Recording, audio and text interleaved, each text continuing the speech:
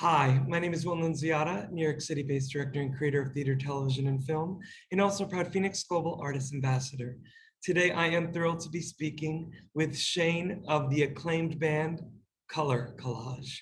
For more on Shane and Color Collage, you can read more about them right below this video, but in the meantime, here is a sneak peek at one of their incredible songs, What a Time to Be Alive.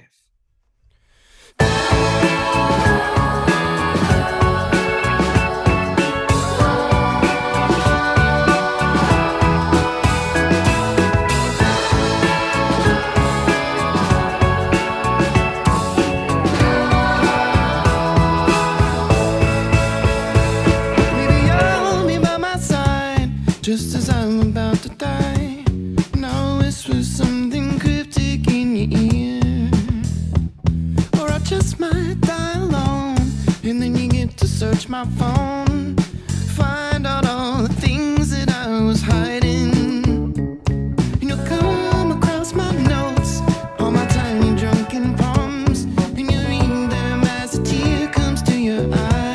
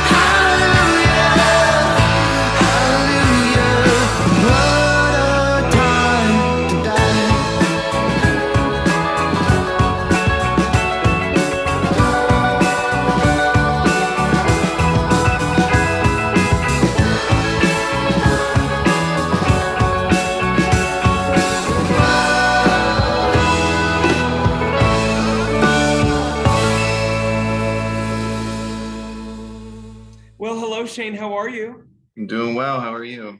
I'm good, thank you. And I'm so excited that the audience just got a little sneak peek of Color Collage's most recent single, What a Time to Be Alive. Well, I mean, this has been a crazy time to be alive. And I am curious to know, Shane, before we even get into any of the music, for you specifically, where did you grow up and when did you realize that you had a love for music?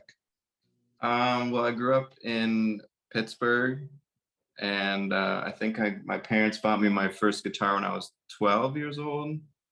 So I'm 34 now. I'm about to be 35. So I've been playing guitar this whole time. And yeah, I just got the bug. I had a friend in high school that could play Smoke on the Water on guitar. That was it, I guess. It's not really that glamorous. I love it. I love it. What yeah. And so obviously from there, you continue to study and do the thing. And I want to know though, the band Color Collage, how the name came about, how you all came together. Give me the backstory. So yeah, Color Collage was a solo project for many years. I was living in Brooklyn for a really long time, sort of making like electronic pop music. And it got pretty lonely. I would have like a sampler when I performed live and like sing and play guitar. And eventually I'd play shows and people would be like, well, I like these songs, but you should get a band together, which is easier said than done, but slowly but surely kept building, meeting people, and it turned into a 7-piece band at the height of it with guitar, bass, drums, and keys. And then we had 3 of my female friends, the Foxy Johnstons and Georgia Sackler, were all singing harmony together. So we had some really big vocal arrangements, which I've always loved old pop music from like the 50s and 60s vocal groups. So it was really cool to sort of have that experience on my own, you know. Oh, But absolutely. yeah, basically would write all the songs and then bring them to the band and not really have like a set vision for them, and sort of let the people that I worked with kind of shape the arrangements. And that's something very new for me, because I went from just doing everything myself to sort of, you know, surrendering to people that you're collaborating with. So it's a totally different kind of vibe, you know? Absolutely. Well, I also love the fusion of, you know, all these different genres, because you're also speaking with someone who is obsessed with those big band girl groups as well of the 50s and 60s, my favorite being the Andrew Sisters, and Yeah. how you were able to kind of recreate that in your own vision 21st century way. I'm curious to know, I mean, obviously you said Color Collage was first an individual pursuit, but the way that I was looking at it, I did not know that. So Yeah. as a director, I'm like, ooh, color collage. It's kind of like a collage and a mosaic of all of these different musicians and sensibilities on the stage, all of these different shapes and textures, but creating one piece of art. Yeah, you nailed it. That's kind of what we're going for. And the name itself, there's an artist named Penn Williamson that has done all of the art for all of my projects for about 10 years Which, now. by the way, I've never seen anything like it. Yeah, he's amazing. He's a collage artist by nature. That's kind of his go-to medium. So when I was naming the group, I had him in mind to sort of allow him to just, you know, go nuts. But it does work with the aspects of, you know, genre and stuff like that too. So, and I like the alliteration of the name too. So, Oh, I mean, hello. It's beautiful. I want to know, you know, talk to me a little bit about "What a Time to Be Alive." When you wrote that song, yeah, obviously it was the last tune out there that we can hear and see. yeah. How the tune came about, and you know how its meaning has changed these past 18 months. Yeah, definitely has changed from when I wrote it. It's a few years old at this point, and it was one of those songs that you sort of like feel whatever muse or inspiration is like hitting, and you're like, oh, I gotta use this, you know, because it might not come for a couple more months. And I sat down and wrote all lyrics in one sitting, and I sort of got the sort of like rhyme scheme that, and the sort it's like a poem in a way. Like there's no chorus until the very end. It's just kind of verse after verse. So structurally, it's not, you know, like a pop tune like by the formula. But yeah, I just was thinking about, a lot of my songs are about technology and how it affects who we are as people. And you know, every time you turn on the news or read an article, it's something brand new that's never happened before. And I don't know, "What a Time to Be Alive" has sort of become this like phrase in the lexicon, you know, that people just say like, well, you know, what a time to be alive. And it's true, because we're living in these crazy historic times. But it has changed, you know, after COVID hit, the the it changed the meaning a little bit, you know, because it's even more drastic. uh you know, what a time to die and what a time to be alive. um I think what I tell people when I describe my songs and music is that it's like the juxtaposition between really happy music and sad lyrics. So you can kind of trick the listener if they're not really paying attention too closely. They're like, just tap their foot along to it. It sounds happy. But if you start listening to it more, there's a different morbid streak Well, you through my definitely took my next songwriting. question, like you were Yeah. reading my question sheet over here, my little cheat sheet. Being a performer for many years myself, and then traversing into the directing, creating world, I like to always tell people that I am in the business of devastation, and within devastation is always a dichotomy. And Yeah. you, my friend, write in such a beautiful dichotomy, Thank allowing the you. listener to lean in and hear. Did I wait? Did was it was that the lyric? Because Right. again, but isn't that kind of life?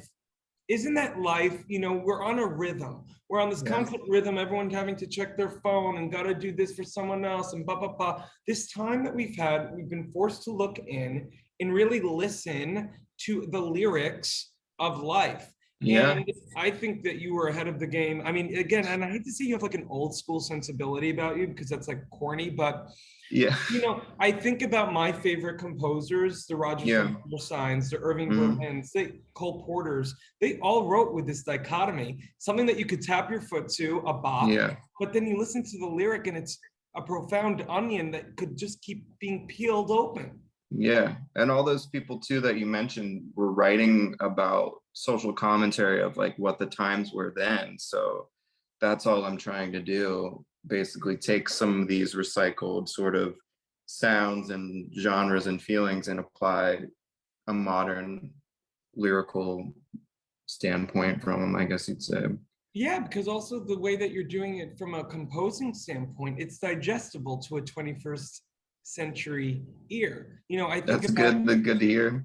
well, no, it's the truth. I mean, you know, I'm from New York. I just speak the truth. God bless. But you know, with Right. your song "What a Time to Be Alive," I kept thinking about the song for some odd reason from South Pacific. Um, you've got to be carefully taught. You know, it's a song with a beautiful melody, but the lyric is so profound. It's about, you know, just about it talks about, you know, essentially injustice and kind of like this whole notion that we have an obligation to our children to, you know, to warn them of a world that may be a little scarier and darker than they think, and just to teach them of the lessons of the world. So anyway, I'm gonna go on a, I don't want to go on a Yeah. tangent, but I That sense that that sounds like 2021, what you've just described. I know a song that was written in the 40s, but that's what I think about your stuff. Is like, it's gonna stand the test of time, that it's not gonna just be a time capsule moment. It's gonna be, oh, okay, color collage, they were onto something. I hope so. Well, I mean, look at even your song, What a Time to Be Alive, and even the title. Do you know what I mean? I Yeah. mean, there's a simplicity to it, but yet also, um, you know, something that I don't think a lot of artists are really doing, which is getting to the crux of the matter. Yeah, I like music that affects me, and I'm a big lyrics guy, so I want to feel something when I hear music. I want to, whatever your emotion you're trying to convey, it's got to make me feel something for me to like really. I'm very picky in particular when it comes to music. So because I feel like a lot of stuff is lacking substance, and that's not a bad thing, you know. But it just depends on what you're looking for to get out of music, you know. Some people don't want to feel bad or think about scary stuff or dying or anything like that, but I think it's important to remind yourself that that's going to happen, so you might as well enjoy every day that you're here. This little reminder, like, oh yeah, make sure you're having Absolutely. fun.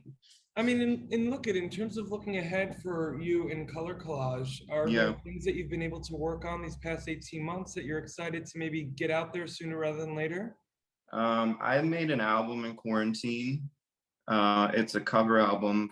I did 11 songs of one of my favorite songwriters.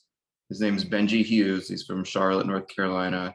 He's this sort of like cult icon, you know, if you ask any big songwriter, they would probably have heard of him or worked with him behind the scenes. So he's he's great. Anyway, I made 11 songs of his, and we're friends online, but we're not close or anything like that. But I ended up sending him the album and said, "Hey, I made this album of yours," and he actually really liked it, which was exceeded my expectations totally. I just did it for something to do during lockdown, and he ended up sending me a few demos, and I produced a track for him. So it's just and that never would have happened if COVID didn't happen, because I would have been focusing on my own stuff. So it was this weird blessing.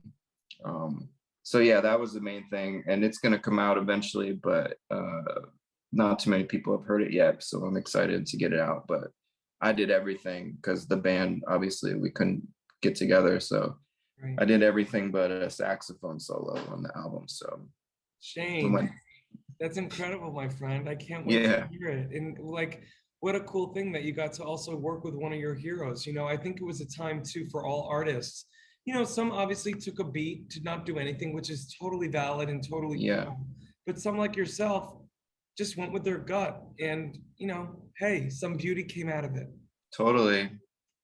I love it. Yeah, Well, Jane, I'm so grateful for the time that you took today to speak with me. And I just want to of let our course. audience know, for more on Shane and Color Collage, you can read more about him and all of them right below this video. Shane, thank you so much for speaking with me. And Thanks for having me. It was fun. I look forward to speaking with you again soon. Thank For you. sure. Thank you, Will.